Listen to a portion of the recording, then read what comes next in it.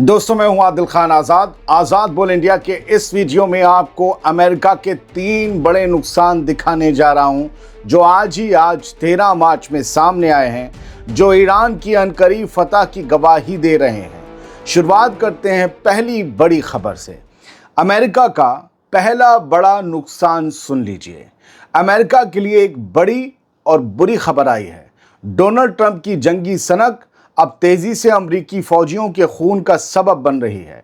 खबर यह है कि अमरीकी सेंट्रल कमांड यानी अमेरिका की मिलिट्री की सेंटकॉम ने 13 मार्च की रात को इस बात की तस्दीक कर दी है कि वेस्ट इराक में गिरे KC-135 रिफ्यूलिंग जहाज पर सवार सभी 6 अमरीकी फौजी मारे गए हैं। अमरीकी फौज इसे महज एक हादसा बता रही है और उसका कहना है कि ये किसी हमले का नतीजा नहीं है, लेकिन दूसरी तरफ ईरान का दावा है कि ये उसके हिमायती इराकी रेजिस्टेंस मूवमेंट के हमले का नतीजा है, जिसमें 6 अमरीकी फौजी मारे गए। इस हादसे ने 28 फरवरी से शुरू हुई जंग में अमेरिका के जानी नुकसान को अब 13 तक पहुंचा दिया है। 13 फौजी मारे जा चुके हैं। याद रहे, इनमें से 6 फौजी कुवैत पर हुए ईरानी हमले में मारे गए थे और एक फौजी सऊदी अरब में जान गंवा चुका है। अब इन 6 और फौजियों की मौत ने व्हाइट हाउस के अंदर खलबली मचा दी है। ये वो जहाज़ था जो ईरान के खिलाफ चल रहे जंगी ऑपरेशंस में दूसरे लड़ाकू जहाज़ों में हवा में ही तेल भरने का काम कर रहा था।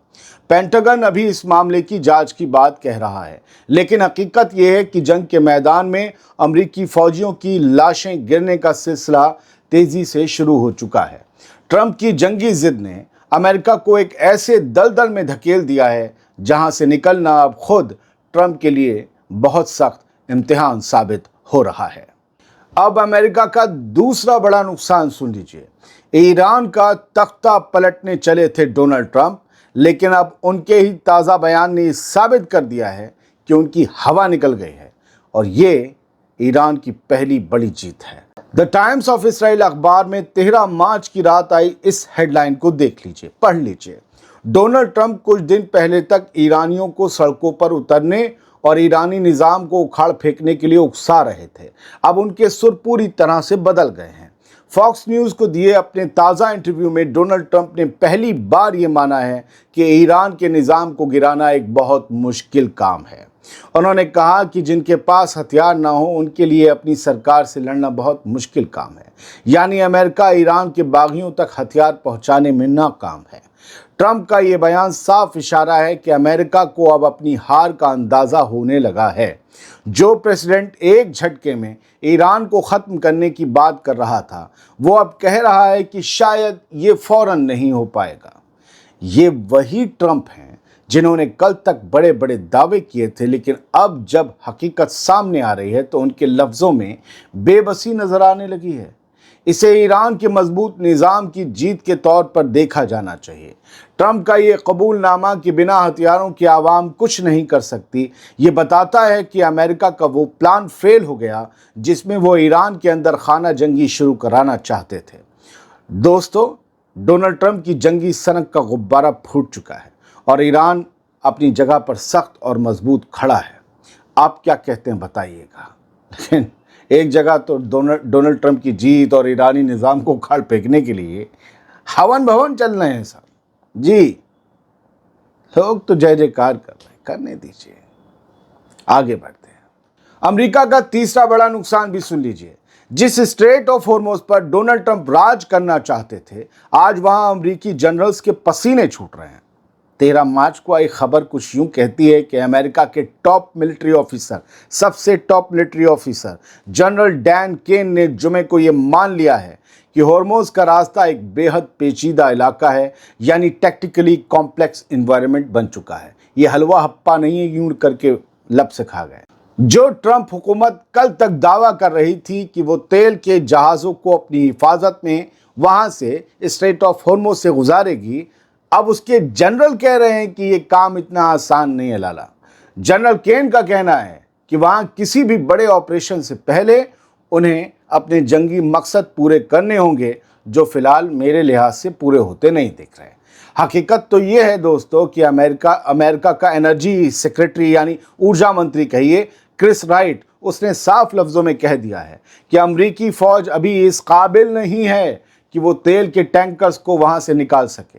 उन्होंने माना कि अमरीका के पास अभी इतने जहाज़ या साजो सामान मौजूद नहीं है क्योंकि उनका सारा जोर ईरान पर हमले में लगा हुआ है। दोस्तों, अब आलम यह है कि दुनिया के कुल तेल का 5वां हिस्सा जिस रास्ते से गुजरता है वो रास्ता लगभग बंद पड़ा है और अमेरिका हाथ पर हाथ धरे बैठा है क्योंकि उसके पास ईरान का कोई तोड़ नहीं है।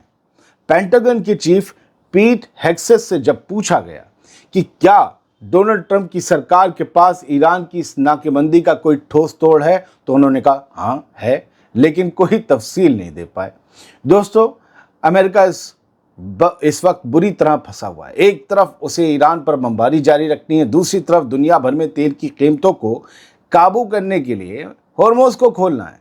लेकिन ज़मीनी हकीकत यह है कि अमेरिका अभी वहाँ रेडी नहीं है और शायद इस महीने के आखिर तक भी हालात ना बदलें। थोड़ा आप भी तैयार रहिए। लाइन वाइन बहुत लग रही है। अच्छा, लाइन लगने से एक बात समझ में आई है, सरकार मजबूत कितनी भी हो, डिपेंड दूसरे मुल्कों पर होती है। कहीं जंग हो जाए तो सरकार कहीं और की भी कमज़ोर हो जाती है। फिर पता चलता है चाहे जितना भी इंच हो। अरब ममालिक से आने वाला तेल और गैस बड़ा असर डालता है, चाहे नारे लगाकर किसी को भी पीट लें लोग मुसलमानों को, लेकिन उन्हें पता होना चाहिए कि जिस गाड़ी पर वो बैठकर कोई धार्मिक नारा लगा रहे हैं उस गाड़ी की टंकी में पेट्रोल उन्हीं मुल्कों से आ रहा है जहाँ के लोगों की जो शिनाख्त है उन लोगों से मिलती है जिन्हें वो पीट रहे हैं। आप समझ गए होंगे, आप तो हमसे ज़्यादा समझदार हैं। अमेरिका के नुकसान की खबरें ख़त्म हुई, एक और ख़बर सुनिए। यूएई ने ईरान के ख़िलाफ़ अपने सबसे सख्त अल्फाज इस्तेमाल किए हैं, नाराज़गी ज़ाहिर की है। टॉप डिप्लोमेट हैं यूएई की, उनका कहना है कि अब बातचीत का रास्ता तभी खुलेगा जब ईरान अपने पड़ोसियों पर हमले बंद करेगा। दोस्तों, यूएई के मिनिस्टर ऑफ स्टेट लाना नुसेबह ने एक इंटरव्यू में कहा कि गल्फ़ के मुल्क ईरान के इन हमलों से बेहद परेशान और हैरान हैं। उन्होंने कहा कि जंग का खात्मा तो आखिर में डिप्लोमेसी यानी बातचीत से ही होगा, लेकिन इसके लिए ईरान को पहले अपनी मिसाइलें और ड्रोन्स रोकने होंगे। यूएई का कहना है कि जब तक मिसाइलें चल रही हैं तब तक किसी भी तरह की सुलह की बात करना नामुमकिन है। दिलचस्प ये है कि लाना ने डोनाल्ड ट्रंप पर पूरा भरोसा जताया है। उनका मानना है कि ट्रंप अपने अंदाज और अपने वक्त के मुताबिक इस जंग को किसी समझौते तक पहुंचाएंगे।